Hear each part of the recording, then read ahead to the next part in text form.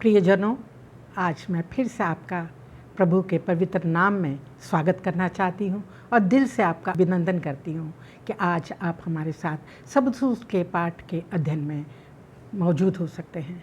मैं अपने परमेश्वर का भी शुक्रगुजार हूँ कि उसने हमें स्वस्थ रखा है, अच्छा रखा है कि हम सब मिलकर, आप और हम मिलकर प्रभु के वचनों में से सीख सकते हैं। मैं शुक्रगुजार हूँ हमारे जो अजीज़ हमारे शिक्षक हैं, सिखाने वाले, उनका भी मैं स्वागत करना चाहती हूँ कि वो आज हमारे साथ हो सकते हैं। पास्टर फ्रैंकलिन फ्रांसिस, मैं आपका भी स्वागत करती हूँ। पास्टर भारती, आप दोनों का मैं स्वागत करती हूँ कि आप हमारे बीच में हो सकते हैं हम लोगों को सबसूत के पाठ का अध्ययन कराने के लिए।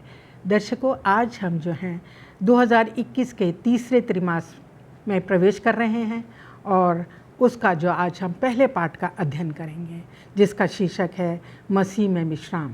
इससे पहले कि हम अपने अध्ययन में चले, मैं चाहती हूँ कि हमारे पास्टर फ्रैंकलिन हम सब के लिए दुआ में अगुवाई करें ताकि जो है हम अच्छे से उसके वचनों को सीख सकें। आइए दुआ करें। आइए प्रार्थना करें। सर्वशक्तिमान दयालु अनुग्रहकारी पिता परमेश्वर, एक बार फिर बड़ी ही संजीदगी के साथ हम आपकी उपस्थिति में आते हैं। धन्यवादित हैं पिता परमेश्वर कि आपने हमें फिर एक मौका दिया कि एक नए त्रिमास के सबद स्कूल पाठ को हम अपने श्रोताओं के साथ साझा कर सकते हैं। प्रभु, आपने हम तीनों को आज चुना है कि हम आज के सबद स्कूल पाठ को पढ़ा सकते हैं। प्रभु, हमें ज्ञान, बुद्धि और समझ की ज़रूरत है, आपकी पवित्र आत्मा की ज़रूरत है। प्रभु, आप हमको मसा करें जिससे कि जो कुछ भी हम बोलते हैं हम अपनी ओर से नहीं पर आपके पवित्र शास्त्र की ओर से और आपके पवित्र आत्मा की अगुवाई में होकर प्रभु बोल सकें। पुनः प्रभु, हम सब के सब अपने आप को आपके हाथ में समर्पित करते हैं, अपने श्रोताओं को प्रभु आपके हाथ में समर्पित करते हैं, जो कि आज जूम के माध्यम से, यूट्यूब के माध्यम से प्रभु अपने अपने घरों में बैठकर, अलग अलग जगहों पर बैठकर प्रभु आपके सबद स्कूल पाठ को जो है वो सुनते हैं। आज का सबद स्कूल पाठ प्रभु हम सबों के लिए एक बहुत बड़ी आशीष का कारण बने। हम सब के पाप और गुनाहों को प्रभु आप माफ़ करें। प्रभु यीशु मसीह के नाम से मांगते हैं, आमीन आमीन। प्रिय दर्शकों, आज 2021 के एक और नए पड़ाव में हम पहुँचे हैं, तीसरे त्रिमास में, और हम इस बार जो है अध्ययन करेंगे मसीह में विश्राम। ये हमारे इस क्वार्टर का शीर्षक है और हमारे जो आज पहला पाठ है उसका शीर्षक है हमारे व्यस्त जीवन में विश्राम की आवश्यकता। इससे पहले कि हम अपने इस लेसन के बारे में और सीखें, आइए हम अपने आज की जो हमारी मेमोरी वर्स है उसको पढ़ लेते हैं। आप भी अपनी बाइबल खोल सकते हैं। भजन संहिता उसके 24 अध्याय की दूसरी आयत में इस तरह से लिखा है, मेरा प्राण यहोवा के आंगनों की अभिलाषा करते करते मूर्छित हो चला।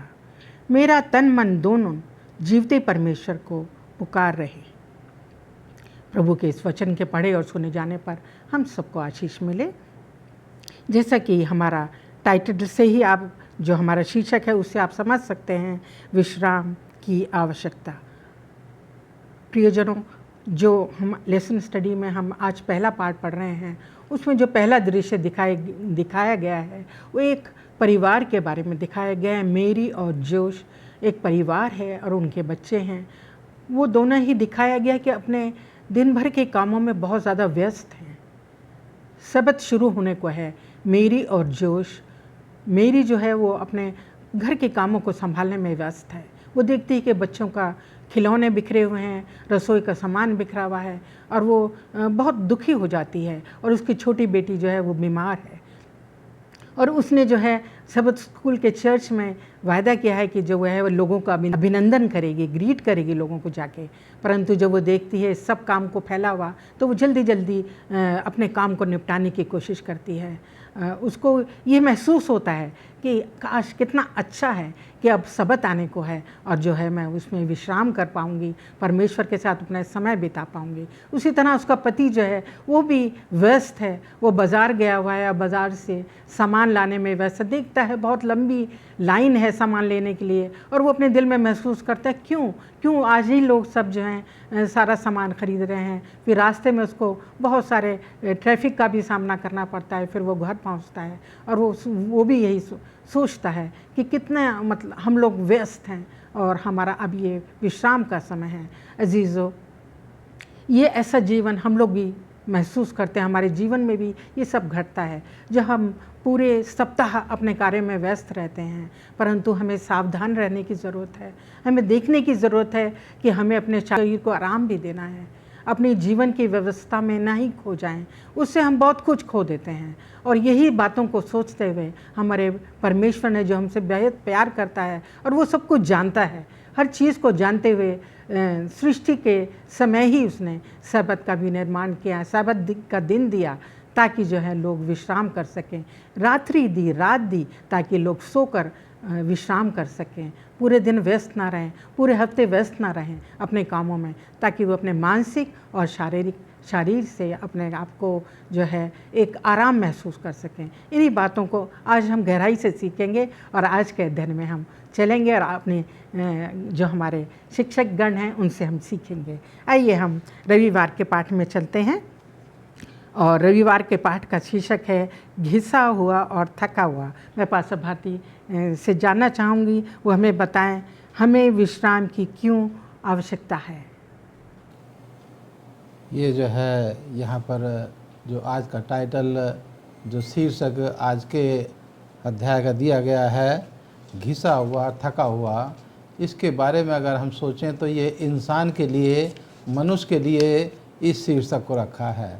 क्योंकि इस दुनिया में हम जितने भी लोग हैं आज के समय में, हम अपने आप को थका हुआ और बहुत कमज़ोर, अपने आप को बहुत असहाय महसूस करते हैं। और इसके लिए परमेश्वर ने, जैसे हम उत्पत्ति की किताब को पढ़ते हैं, इस दुनिया की सृष्टि के समय में ही परमेश्वर ने इंसान को ये आज्ञा दी कि तुम 6 दिन कामकाज करना और जब 7वां दिन आए तो विश्राम करना। क्योंकि परमेश्वर जो है वो सब कुछ जानने वाला है। परमेश्वर से कोई भी चीज़ जो है वो छिपी नहीं है। परमेश्वर बीते हुए समय को, वर्तमान समय को और आने वाले समय को भी परमेश्वर जानता है। वो इंसान के बारे में हर एक चीज़ से वो वाकिफ़ है। और आज जो परिस्थिति इंसान, आदमी जो है वो फेस कर रहा है, जिसका सामना कर रहा है, परमेश्वर उससे भी वो अनभिज्ञ नहीं था जब उसने इस दुनिया की सृष्टि की। कि आने वाले समय में इंसान जो है वो अपने शारीरिक काम करते हुए, मानसिक काम करते हुए अपने आप को जो है वो थका हुआ महसूस करेगा, अपने आप को जो है निराश महसूस करेगा। और आज हम भी देखते हैं कि जो लोग पूरे हफ्ते जो है वो काम करते हैं और पूरे हफ्ते काम करने के बाद जब विश्राम का समय आता है तो वो महसूस करते हैं कि हम लोग जो हैं वो थक गए हैं, मानसिक तौर से और शारीरिक तौर से। इसीलिए परमेश्वर ने जो है उत्पत्ति की किताब उसके 2 अध्याय की पहली से लेकर के 3 आयत में ये साफ तरीके से यहाँ बताया है कि परमेश्वर ने भी जो है वो काम किया और काम के बाद उसने जो है आराम किया। और यही हुक्म उसने अपने इंसान को, जिसको उसने बनाया, उसको जो है उसने ये नियम दिया, हुक्म दिया कि तुम भी मेरी तरह 6 दिन काम काज करना और 7वें दिन आराम करना। अजीजो, ये विश्राम का दिन, ये आराम का दिन परमेश्वर ने हमें दिया है कि हम उस दिन बैठकर परमेश्वर के बारे में सोचें। हम उस दिन बैठकर परमेश्वर की हाथ की बनाई हुई सृष्टि के बारे में सोचें, जानवरों के बारे में सोचें, प्रकृति के बारे में, पानी के बारे में, और जो उसने घास, पेड़ पौधे उसने दिए हैं, हम उन तमाम चीज़ों के बारे में विश्रामवार में, पवित्र सब्त में बैठ कर के हम उसके हाथ की बनाई हुई कारीगरी के बारे में सोचें। तो आज हम देखते हैं कि इतने आविष्कार जो इस दुनिया में हो गए हैं कि इंसान जो है उन आविष्कारों से, जो हम अपने हाथ में देखते हैं, अपने सामने देखते हैं, अपने आगे पीछे देखते हैं, उन आविष्कारों से, उन चीज़ों से हम इतने व्यस्त हो गए हैं कि इंसान ने इन आविष्कारों को किया था कि हम काम जो है वो जल्दी ख़त्म कर लेंगे और हमें ज़्यादा आराम की जो है हम आराम कर पाएंगे। लेकिन अजीजो, आज हम देखते हैं कि कंप्यूटर है और दूसरी चीज़ें हैं जो हमारी मदद करती हैं कि हम काम जो है वो जल्दी से कर लें। लेकिन आज हम देखते हैं कि इंसान जो है वो और भी ज़्यादा व्यस्त हो गया है, और भी ज़्यादा बिजी हो गया है इन चीज़ों के पीछे, और वो इन्हीं चीज़ों में जो है वो लगा रहता है। परमेश्वर ने आराम करने के लिए 7वां दिन दिया है। परमेश्वर ने काम करने के लिए हमें दिन दिया है और रात उसने दी है कि हम उस रात में जो है हम आराम करें, सो जाएं, जिससे कि हमारे शरीर के रिपेयर हो सके, हमारे शरीर का जो है रख रखाव वो ठीक से हो सके और हम जो है फिर जब दोबारा सुबह उठें तो एक नए तरोताज़ा आसास के साथ उठें और हम फिर से दोबारा से परमेश्वर के कामों में अपने आप को जो है वो हम लगा लें। परमेश्वर ने मुझे और आपको ये समय दिया है कि हम परमेश्वर में आराम करें, उसके बारे में सोचें, उसके हाथ की बनाई हुई कारीगरी के बारे में सोचें और इस पवित्र सब्त को, इस आराम को हम परमेश्वर के कहने के अनुसार उसको जो है हम आराम करें। अपने दुनियावी कामों से, शारीरिक कामों से, मानसिक कामों से और भावनात्मक जो हमारे काम हैं, जो मेंटली हमारे काम हैं, हम उन तमाम से जो हैं 6 दिन काम करने के बाद हम आराम करें और अपनी सारी चिंताएं, अपने सारे बोझ वो परमेश्वर के ऊपर डाल दें और उसी के बारे में हम उस दिन जो है वो सोचें, क्योंकि परमेश्वर मेरा और आपका सृष्टि करता है। शुक्रगुजार हूँ पास्टर भारती। विश्राम के दिन में पाकर हम बहुत ही अच्छी ताजगी को पाते हैं और अपने आगे के कामों को हम भली भांति कर सकते हैं। आइए हम सोमवार के अध्ययन में चलते हैं, जिसका शीर्षक है बिना शारीरिक शक्ति के दौड़ना। पास्टर फ्रैंकलिन, आप इस बात पे रोशनी डालिए जो यिर्मयाह का 45 अध्याय के 1 से 5 पद में बारूक की मनोदशा के विषय में बताया जाता है। उसमें उससे हम क्या समझें? आप हमें क्या समझाएंगे अध्याय 45 और उसके 1 से 5 के पद में? Thank you madam. मैं चाहता हूं कि हम अपनी बाइबल खोलें यिर्मयाह नबी की पुस्तक, उसका 45वां अध्याय, और मैं उसकी दूसरी आयत से लेकर 5वीं आयत तक आपके सामने पढ़ना चाहूँगा। दूसरी आयत से लेकर 5वीं आयत तक यहाँ पर लिखता है कि तब उसने उससे ये वचन कहा, इज़राइल का परमेश्वर यहोवा तुझसे यूँ कहता है, हे बारूक, तूने कहा हाय मुझ पर, क्योंकि यहोवा ने मुझे दुख पर दुख दिया है। मैं कराहते कराहते थक गया और मुझे कुछ चैन नहीं मिलता। तू यूँ कह, यहोवा यूँ कहता है, देख, इस सारे देश को जिसे मैंने बनाया था उसे मैं आप ढा दूँगा और जिनको मैंने रोपा था उन्हें स्वयं उखाड़ फेंकूँगा। इसलिए सुन, क्या तू अपने लिए बड़ाई खोज रहा है? उसे मत खोज, क्योंकि यहोवा की ये वाणी है कि सारे मनुष्यों पर विपत्ति डालूँगा, परंतु जहाँ कहीं तू जाएगा वहाँ मैं तेरा प्राण बचाकर तुझे जीवित रखूँगा। तो हम यहाँ पर देखते हैं कि परमेश्वर जो है वो बारूक से क्या कर रहा है, वो प्रतिज्ञा कर रहा है। अगर हम सांसारिक तौर से देखें तो हम देखते हैं कि मनुष्य जो है एक सामाजिक प्राणी है और मनुष्य जो है वो एक संयुक्त परिवार में, एक समूह में, एक झुंड में रहना जो है वो पसंद करता है। पर हम यहाँ पर देखते हैं कि जैसे जैसे समय जो है वो बीतता चला गया और हम देखते हैं कि ये लोग जो है जो संयुक्त परिवार में रहा करते थे और अब जो है वो एकल परिवार में क्या हो गए, वो परिवर्तित हो गए या जो है वो बदल गए। और आज के समय में हम देखते हैं कि लोग जो है वो छोटे छोटे परिवारों में रहते हैं, छोटे झुंड में जो है वो रहते हैं और कई बार जो है उनके अपने कामकाज इतने ज़्यादा बढ़ जाते हैं जहाँ पर कि वे लोग कई बार अपने आप को बड़ा थका हुआ, बड़ा मुरझाया हुआ, बड़ा असहाय जो है वो महसूस करते हैं। कई बार जो है ऐसे अवसर आते हैं जहाँ पर कि उनको ना तो भूख लगती है, ना प्यास लगती है, ना उनको बराबर जो है वो नींद आती है और ऐसे समय में जो है वो बड़े उदास, हताश, निराश और जो है वो परेशान हो जाते हैं। और ऐसे समय में उनको बड़ा अच्छा लगता है कि कोई उनको जो है फ़ोन करके ये पूछ ले या उनसे कहे कि भाई तुम क्यों उदास हो, क्यों निराश हो, क्यों परेशान हो और मैं तुम्हारे साथ हूँ, मैं तुम्हारी जो है वो क्या मदद कर सकता हूँ।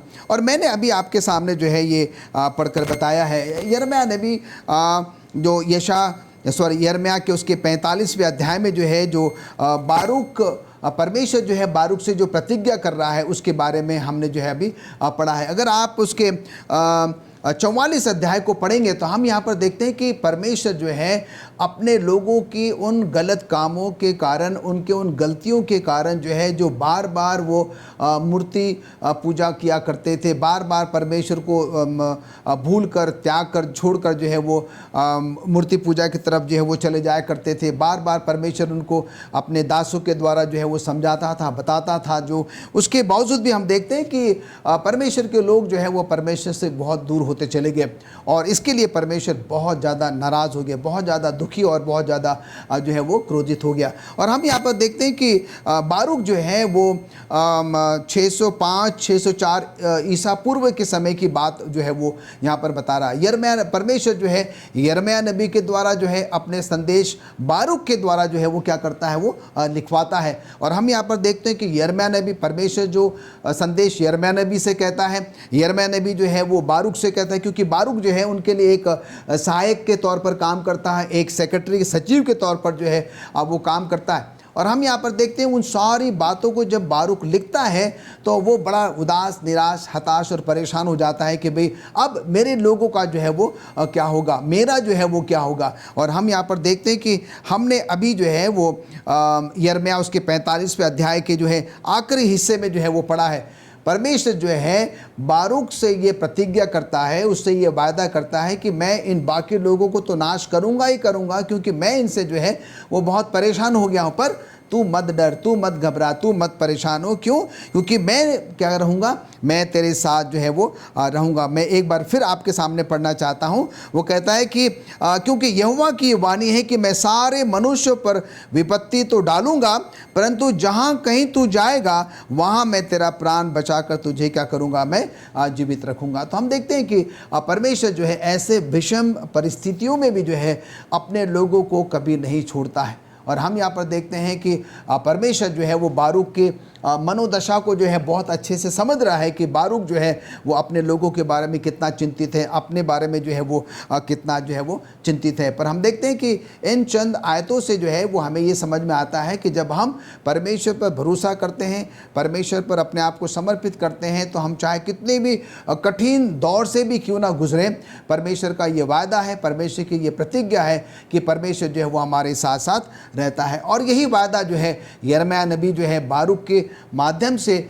मुझे और आपको ये संदेश देना चाहता है। जब भी हम अपने आप को असहाय महसूस करते हैं, दुख में, तकलीफ में, परेशानियों में, बीमारियों में, आर्थिक संकट में महसूस करते हैं, जब हम अपने आप को बिल्कुल भी अकेला महसूस करते हैं, और ऐसे समय में आइए, ये परमेश्वर का वचन जो बारूक के पास आया था वो मेरे और आपके पास भी आ सकता है। पर शर्त ये है कि जब हम और आप अपने आप को पूरी तरीके से क्या करेंगे, आप परमेश्वर को समर्पित करेंगे, उसके इच्छा के अनुसार जीवन व्यतीत करेंगे। और परमेश्वर का वायदा है कि तुम कितनी भी तकलीफ़ों से, संकट से क्यों ना गुजरोगे, मैं तुम्हारे साथ रहूँगा, मैं तुम्हें संभालूंगा, मैं तुम्हें बचाऊंगा, और तुम्हें जो है वो किसी भी प्रकार की कोई परेशानी जो है वो नहीं होगी। धन्यवाद देते हैं पास्टर फ्रैंकलिन, इतने अच्छे से आपने समझाया। और सही है कि हमारे परमेश्वर हमारी चिंता करता है, वो हमें जब उदास देखता है तो हमारे लिए हमें तसल्ली देता है, हमारा निराशा के समय में वो हमारे मददगार है, वही कि हमें उसके साथ चलने की ज़रूरत है। आइए हम मंगलवार के अध्ययन में चलते हैं, जिसका शीर्षक है विश्राम के विषय में पुराना नियम क्या कहता है। और पास्टर भारती से मैं चाहूँगी कि हमारे दर्शकों को बताएं कि विश्राम के विषय में पुराना नियम क्या कहता है। मिसेस भारती, आज मंगलवार के जो पर्चे का जो शीर्षक है वो है विश्राम के विषय में पुराना नियम क्या कहता है। ये मैं अपने दर्शकों को बताना चाहता हूँ, समझाना चाहता हूँ। जो व्यवस्था विवरण की किताब उसके 31 अध्याय की 16 आयत में लिखा है, और इसको मैं अपने दर्शकों को पढ़ देना चाहूँगा। व्यवस्था विवरण 31 अध्याय और इसकी 16 आयत, यहाँ इस तरह से लिखा है, तब यहोवा ने मूसा से कहा, तू तो अपने पुरखाओं के संग सो जाने पर है, और ये लोग उठकर उस देश के पराये देवताओं के पीछे, जिनके मध्य वे जाकर रहेंगे, व्यभिचारी हो जाएंगे, और मुझे त्याग कर उस वाचा को जो मैंने उनसे बांधी है तोड़ेंगे। इस आयत के ऊपर जो है अगर हम विचार करें और इससे पहली जो आयतें हैं उनके ऊपर हम देखें, तो यहाँ दिखाया गया है कि परमेश्वर जो है वो मूसा को कहता है कि तेरे दिन इस दुनिया में रहने के जो है वो ख़त्म होने पर हैं। और इसलिए तो यहोशू को बुला और तंबू के अंदर आ। और वो कहने के अनुसार करता है। यहोशू और मूसा जो है तंबू के अंदर जाते हैं और परमेश्वर जो है वो उनके साथ वहाँ पर जो है बादल के खम्भे में होकर के उनके दरवाजे पर, तंबू के दरवाजे पर खड़ा होकर के उनसे बातचीत करता है और उनको कहता है अपने लोगों के बारे में कि देखो ये लोग जिनको मैं निकाल करके लाया हूँ उस गुलामी से, जो मिस्र की गुलामी में ये अपना जीवन व्यतीत कर रहे थे, इनके आने वाला कल जो है वो क्या होगा। क्योंकि अजी जो हम जानते हैं कि परमेश्वर जो है वो हमारे भूतकाल को जानता है, गुजरे हुए समय को जानता है, परमेश्वर हमारे वर्तमान को भी जानता है और परमेश्वर हमारे आने वाले समय को भी जानता है कि हमारे जीवन में वो क्या होने वाला है। और इसलिए यहाँ यहोवा जो है वो मूसा को और यहोशू को ये कहता है कि देखो जिन लोगों को मैं मिस्र देश से निकाल करके लाया हूँ, ये लोग जो है जिस देश में जा कर के ये बसेंगे, वहाँ पर ये पराये देवताओं के पीछे भागेंगे और मुझे त्याग करके जो मेरे साथ जो है मुझे त्याग देंगे और मेरे साथ जो इन्होंने वायदे किए हैं उन वायदों को ये जो हैं वो तोड़ देंगे। अजी जो विश्राम के बारे में यहाँ पर बताया है यहोशू को जो और मूसा को कि मूसा जो है वो इस जीवन से आराम करने पर है, यानी कि इस दुनिया से वो जाने पर है और मौत को भी जो है परमेश्वर एक आराम की शब्द से जो है उसको संज्ञा देता है कि सोना जो है, जो मृत्यु है वो भी एक विश्राम के बराबर है, एक सोने के बराबर है, एक आराम करने के बराबर है। और इसलिए बाइबल जो है उत्पत्ति की किताब उसके 2 अध्याय में और उत्पत्ति की किताब के ही जो है वो 2 और 3 आयत में, निर्गमन 5 और 5 में और निर्गमन 20 अध्याय उसकी 11 आयत में जहाँ 10 हुक्मों का जिक्र किया गया है, वहाँ इब्रानी भाषा का एक ही शब्द जिसको जो है सबात से यहाँ दिखाया गया है, उस शब्द को यहाँ पर दिखाया गया है। और सबात का मतलब है यहाँ कि हम जो हैं परमेश्वर, यहाँ जब हम सबात का जिक्र करते हैं तो उसका अर्थ जो हम यहाँ पर देखने की कोशिश करते हैं तो उसका काम है, उसका अर्थ है यहाँ पर काम को रोक देना, आराम करना या छुट्टी ले लेना। और एक और शब्द है नूख, इब्रानी भाषा का, जो अय्यूब की किताब उसके 3 अध्याय के 3 आयत 13 आयत में और गिनती 10 और 36 में दिखाया गया है। जो इब्रानी भाषा का नूख शब्द है उसका भी जो है यहाँ पर मतलब यहाँ बताया गया है कि अपनी जगह में रहना और रुक जाना और आराम करना। और तीसरा शब्द एक और यहाँ पुराने नियम में दिखाया गया है जो हमें यहोशू की किताब उसके 11वें अध्याय की 23 आयत में मिलता है और वो है सकत से उसको जो दिखाया गया है। सकत का भी मतलब यही है कि आराम से रहना, किसी की मदद करना और शांति से रहना। तो आज हम जब यहाँ विश्राम के बारे में सीखते हैं पुराने नियम में, तो यहाँ इसका यही निचोड़ निकलता है कि परमेश्वर जो है वो हमें कहता है कि हम अपने जब आराम करने के लिए जाएं 7वें दिन में, तो हमारे जो रेगुलर काम हैं उन कामों को हम रोक दें और हम जो हैं अपने उस काम से जो है वो आराम करें और अपनी जगह में रहें, अपनी जगह में रुके रहें, आराम से रहें और परमेश्वर के कामों के बारे में सोचें और शांति से रहें, आराम से रहें और परमेश्वर को याद करते रहें। पुराना नियम मुझे और आपको इस विश्राम के बारे में यही शिक्षा देता है कि परमेश्वर जो है वो अपने लोगों से चाहता है कि वो 6 दिन काम काज करें और 7वें दिन आराम करें। और आराम का मतलब जो है यहाँ पर वह जो बताया गया है कि आराम ये नहीं कि हम जो हैं खाली घर में बैठे रहें, बल्कि परमेश्वर की सृष्टि के बारे में सोचें, परमेश्वर के वचन को पढ़ें, परमेश्वर से प्रार्थना करें और उसके वचन को जो है घर से बाहर जा कर के दूसरों के साथ भी हम उसको बाँटें। और यही मिसेज भारती हमें पुराना नियम जो है वो विश्राम के बारे में यही सिखाता है कि हम विश्राम को जो है किस तरह से रखें, किस तरह से उसका पालन करें। जो हमने वाचा परमेश्वर के साथ बांधी है हम उसको जो है किस तरह से रखें। और यहाँ परमेश्वर अपने लोगों को कहना चाहता है, सिखाना चाहता है, बताना चाहता है कि हम आराम करें, लेकिन आराम के साथ साथ परमेश्वर के बारे में, सृष्टिकर्ता के बारे में सोचें और उसके वचन के ऊपर ध्यान लगाएं, उससे दुआ प्रार्थना करें और उसके पवित्र नाम को, उसके शुभ संदेश को लोगों के साथ इस विश्रामवार में हम जाकर के लोगों के साथ बैठें, मेल मिलाप करें, उनके लिए प्रार्थना करें, उनके साथ बैठ कर के परमेश्वर के वचन को साझा करें। तो सही मायनों में वही विश्रामवार का पालन करना है। धन्यवाद देती हूँ पास्टर भारती, आपका इतने अच्छे विचार जो आपने हम लोगों के साथ साझा किए। पास्टर फ्रैंकलिन, आपसे मैं चाहूँगी कि आप बताएं नया नियम के बारे में, जैसा कि हमारा बुधवार का शीर्षक है नए नियम में विश्राम। तो नया नियम में विश्राम की क्या महत्वपूर्णता है, ये आप बताएं कि क्यों ज़रूरी है, नया नियम को में कैसे बताया गया है। धन्यवाद देते हैं मिसेस भारती इस अच्छे प्रश्न के लिए। और अभी हमने पास्टर भारती से भी जो है विश्राम के बारे में जो है वो बहुत कुछ सुना है। मैं थोड़ा सा जो और इसे मैं जोड़ना चाहूँगा। हम देखते हैं कि हमारा परमेश्वर जो है बहुत ही सिस्टमैटिक परमेश्वर है, अनुशासित परमेश्वर है। वो हर एक काम बहुत ही सोच विचार कर जो है वो करता है। और हम इसका वर्णन जो है निर्गमन उसका 20वां अध्याय और अगर हम उसकी 8वें पद में, जो कि हमारी चौथी आज्ञा है, हम यहाँ पर जो है वो पढ़कर देखेंगे कि परमेश्वर जो है विश्राम के बारे में जो है वो क्या कहना चाहता है। तो विश्राम दिन को पवित्र मानने के लिए स्मरण रखना, 6 दिन तो तू परिश्रम करके अपना सब काम काज करना, परंतु 7वां दिन तेरे परमेश्वर यहोवा के लिए विश्राम दिन है। उसमें ना तो तू किसी भांति का काम काज करना, और न तेरा बेटा, न तेरी बेटी, न तेरा दास, न तेरी दासी, न तेरे पशु, न कोई परदेसी जो तेरे फाटकों के भीतर हो, क्योंकि 6 दिन में यहोवा ने आकाश और पृथ्वी और समुद्र और जो कुछ उसमें है सबको बनाया और 7वें दिन विश्राम किया।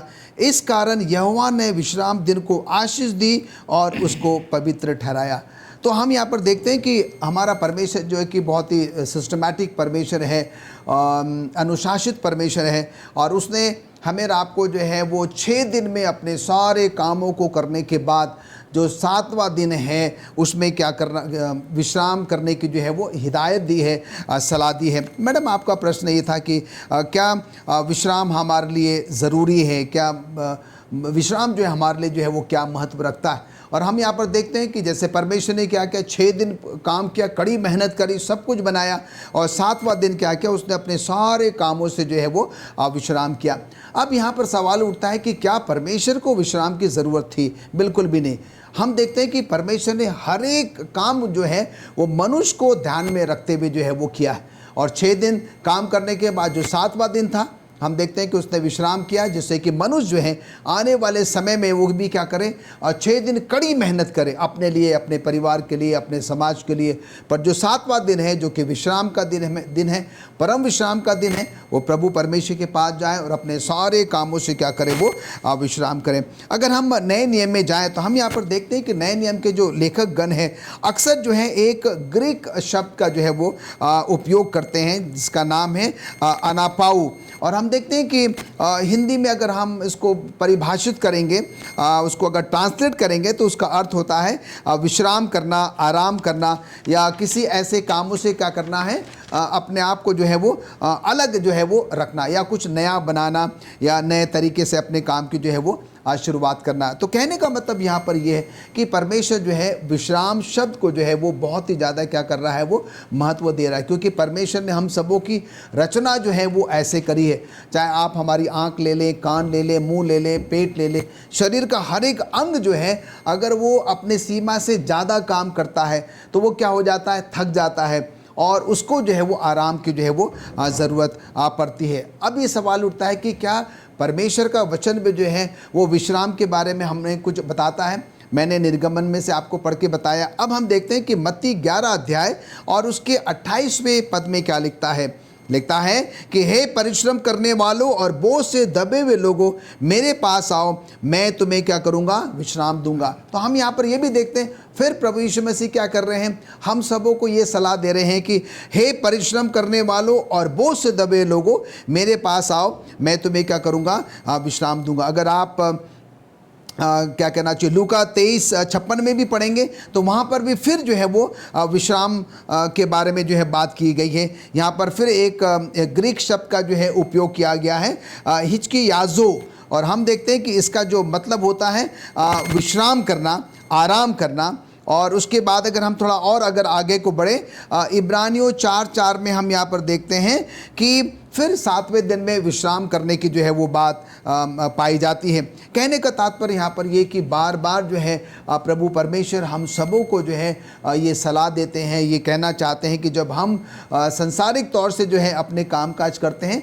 तो हमें जो है वो शारीरिक आराम के लिए जो है वो विश्राम की जो है वो सख्त ज़रूरत पड़ती है। और हम देखते हैं कि अगर आप मरकुस उसका 6वां अध्याय और उसके 30 पद से लेकर 32वें पद तक अगर आप पढ़ेंगे, मैं आपके सामने यहाँ पर पढ़ना चाहता हूँ। देखिए कि यीशु मसीह अपने शिष्यों का भी जो है वो कितना ख्याल जो है वो रखा करते थे कि उनके शिष्य भी क्या करें, वो आराम करें। यहाँ पर मरकुस उसका 6वां अध्याय उसके 30, 31 और 32वीं आयत में आपके सामने पढ़ना मांगता हूँ। यहाँ पर लिखता है कि प्रेरितों ने यीशु के पास इकट्ठा होकर जो कुछ उन्होंने किया और सिखाया था सब उसको आकर बताया। उसने उनसे कहा, तुम आप अलग किसी एकांत स्थान में चलकर थोड़ा विश्राम करो, क्योंकि बहुत लोग आते जाते थे और उन्हें खाने का अवसर भी न मिलता था। इसलिए वे नाव पर चढ़कर सुनसान जगह में अलग क्या हो गए, वो चले गए। तो यहाँ पर हम देखते हैं कि जब चेले जो है यीशु मसीह के पास आते हैं, अपने दिनचर्या की जो रिपोर्ट यीशु मसीह के पास आकर देते हैं कि वे लोगों से मिले हैं, उनको बताया है, सिखाया है, समझाया है। और हम देखते हैं कि यीशु मसीह इस बात को समझ जाते हैं कि दिन भर जो है ये चेले क्या हुए, बड़े थके मांदे हैं। और वो उनसे कहते हैं कि अब तुम्हें क्या है, आराम की ज़रूरत है, और तुम क्या करो, एक एकांत में जो है वो चले जाओ और तुम वहाँ पर क्या करो, थोड़ी देर के लिए जो है वो आराम करो। कहने का मतलब मैडम यहाँ पर ये संसारिक तौर से जैसे कि दिन भर हम लोग काम करते हैं, शाम को जो है हमारे शरीर को आराम की ज़रूरत पड़ती है।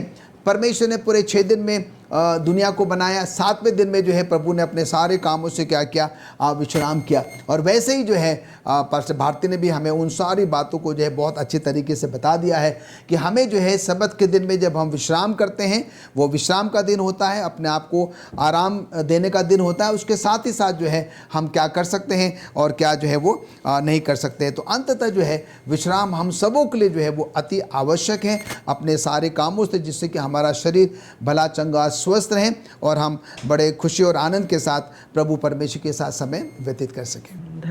शुक्रगुजार हूँ पास्टर फ्रैंकन आपका, कि आपने इतने अच्छे विचार हमारे दर्शकों के साथ हमें समझाया कि नया नियम में प्रभु यीशु मसीह ने कैसे अपने चेलों की ध्यान किया उनका, कि भाई वो थक गए हैं और उन्हें आराम की भी ज़रूरत है, जो हमें भी सिखाती है कि हमें भी, जब हम बहुत ज़्यादा व्यस्त हैं तो हमें ज़रूरत है कि हम भी जो हैं परमेश्वर के भी साथ अपना समय बिताएं और थोड़ा समय आराम के लिए भी निकालें।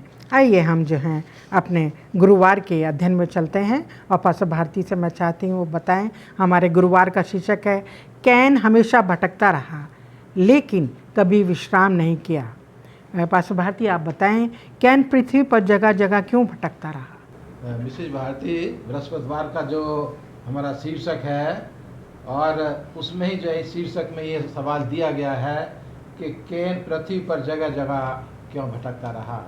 और इसके बारे में जानने के लिए हम बाइबिल की तरफ चलेंगे, और बाइबिल की जो पहली किताब है, उत्पत्ति की किताब, उसके 4थे अध्याय में यहाँ इन कैन का और उसके भाई हाबिल का जो है यहाँ पर जिक्र किया गया है।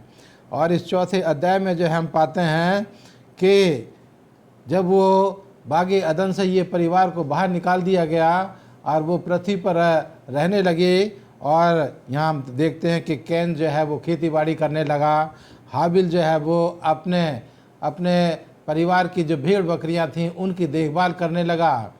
और जब दिन आया, जब सब्त का दिन आया, परमेश्वर का धन्यवाद देने का दिन आया, तो उस दिन से पहले इस परिवार को ये बता दिया गया था कि आपको किस तरह से परमेश्वर का धन्यवाद देना है। और यहाँ जो है जब वो परमेश्वर का धन्यवाद देने के लिए ये दोनों भाई जो हैं वो अपनी अपनी भेंट लेकर के आते हैं, तो केन जो है वो अपनी फसल में से कुछ फल फूल कुछ अनाज जो है लेकर के वो परमेश्वर की वेदी के पास आता है, लेकिन परमेश्वर जो है उसकी भेंट को स्वीकार नहीं करता।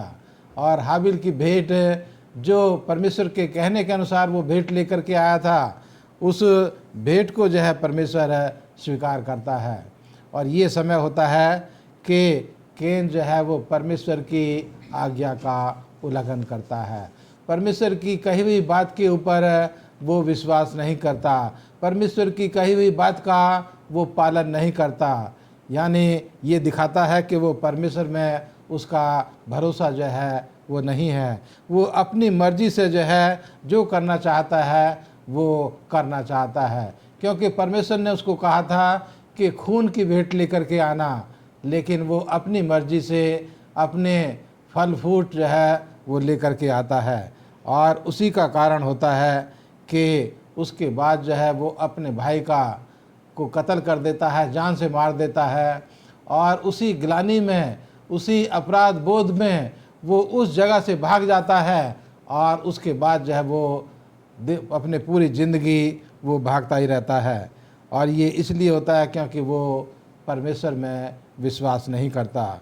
यहाँ उत्पत्ति उसके 4 अध्याय में ये हम पाते हैं, और इसको मैं थोड़ा सा पढ़ना चाहता हूँ अपने दर्शकों के लिए। यहाँ 4 अध्याय की 3री आयत में लिखा है, कुछ दिनों के पश्चात केन यहोवा के पास भूमि की उपज में से कुछ भेंट ले आया, और हाबिल भी अपनी भेड़ बकरियों के कई एक पहलौठे बच्चे भेंट चढ़ाने के लिए ले आया और चढ़ भी चढ़ाई। और यहोवा ने हाबिल और उसकी भेंट को तो ग्रहण किया, परंतु केन और उसकी भेंट को ग्रहण ना किया। तब केन अति क्रोधित हुआ और उसके मुंह पर उदासी छा गई। और यहोवा ने केन से कहा, तू क्यों क्रोधित हुआ? तेरे मुंह पर उदासी क्यों छा गई? यदि तू भला करे तो क्या तेरी भेंट ग्रहण ना की जाएगी? और यदि तू भला ना करे तो पाप द्वार पर खड़ा छिपा रहता है, और उसकी लालसा तेरी ओर होगी और तुझे उस पर प्रभुता करनी होगी। तो यहाँ केन और हाबिल दोनों के बारे में बताया, लेकिन हम खास करके केन के बारे में सीख रहे हैं कि वो जो है वो उसके मुंह पर उदासी छा जाती है, क्योंकि वो परमेश्वर के कहने के अनुसार वो भेंट लेकर के नहीं आता, उसकी भेंट स्वीकार नहीं की जाती। और उसके बाद वो अपने भाई का जो है घात करके कत्ल करके वो वहाँ से भाग जाता है। अजीजों, आज हम सीख रहे हैं कि केन इस दुनिया में क्यों वो दर बदर भटकता रहा, भागता रहा एक जगह से दूसरी जगह। इसका कारण एक ही जो है यहाँ पर लिखा है कि उसने परमेश्वर को छोड़ दिया। उसने अपना भरोसा जो है जो परमेश्वर में वो लेकर के आया था, उस विश्वास को उसने तोड़ दिया। वो परमेश्वर के ऊपर निर्भर ना होकर के अपने ऊपर निर्भर हो गया, और इसीलिए वो जो है वहाँ से उसने भागना शुरू किया। आज भी इस दुनिया में जो लोग परमेश्वर पर विश्वास नहीं करते हैं, उनके जीवन में उनको आराम नहीं मिलता है। शुक्रगुजार हैं पास्टर भारती आपका इतने अच्छे संदेश के लिए जो आपने हम लोगों के साथ साझा किया। आइए हम शुक्रवार के अध्ययन में चलते हैं, और मैं पास्टर फ्रैंकलिन से चाहूँगी कि हमारे दर्शकों के साथ साझा करें कि यहूदियों की मान्यता या सोच क्या थी। बहुत ही अच्छा प्रश्न है, और हम शुक्रवार के पाठ में हैं, और हम यहाँ पर देखते हैं कि आपका जो प्रश्न है कि जो यहूदी हैं उनकी मान्यता या उनकी सोच जो है वो क्या है, और हम सब जो है इसके बारे में बहुत अच्छे से जानते हैं।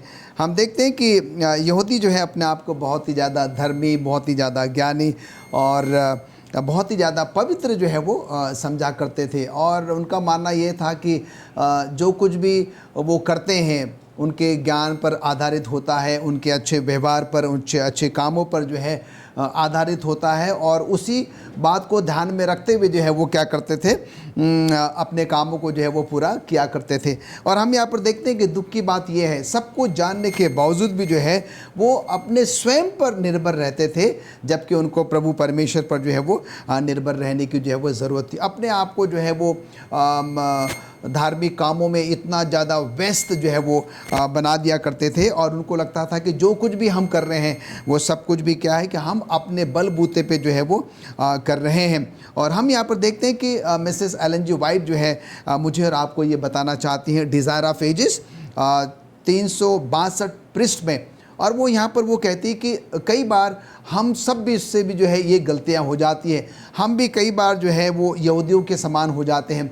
कई बार हम कुछ ऐसे काम कर बैठते हैं जहाँ पर कि हमको ये प्रतीत होता है कि ये मेरा काम जो है बहुत अच्छा काम है, चाहे मैं कोई भी काम क्यों ना करूँ, ये मेरा जीवन जो है बहुत ही अच्छा जीवन है, बहुत ही पवित्र जीवन है।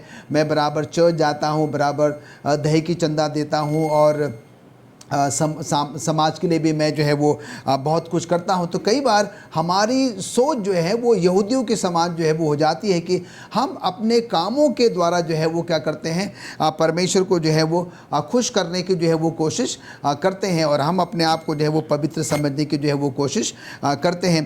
पर हम यहाँ पर देखते हैं कि मिसेस एलन जी वाइट हमें बार बार याद दिलाने की कोशिश करती है कि हमारे ये अच्छे काम, हमारा अच्छा व्यवहार, हमारा ये बाइबल का जो ज्ञान है, जो हम समझते हैं कि वो बहुत ज़्यादा है, बहुत अच्छा है, ये सब कुछ जो है वो परमेश्वर को खुश नहीं कर सकता। परमेश्वर को सिर्फ एक ही बात खुश कर सकती है, और वो ये है कि आज्ञा पालन जो है हम परमेश्वर की कितनी करते हैं, उसके वचन के अनुसार हम जो है वो कितना जीवन व्यतीत करते हैं। कई बार ये सारी चीज़ें हमें क्या करती है, परमेश्वर से धीरे धीरे जो है वो दूर लेकर चली जाती है, हमारे लिए एक बहुत बड़े खतरा को जो है वो पैदा कर देती है। और इसीलिए अंत में मिसेस एलन जी वाइट हम सबों से ये निवेदन करती है, हम सबों को ये हिदायत देती है कि हम क्या करें, ज़्यादा से ज़्यादा समय परमेश्वर के बारे में सोचें, विचारें, ज़्यादा से ज़्यादा समय हम बाइबल अध्ययन में, ज़्यादा से ज़्यादा समय हम जो है वो प्रार्थना में व्यतीत करें। और जब हम ऐसा करेंगे तो सचमुच में क्या होगा कि परमेश्वर जो है वो खुश होगा, हमारा संबंध जो है वो परमेश्वर के साथ प्रगाढ़ होगा,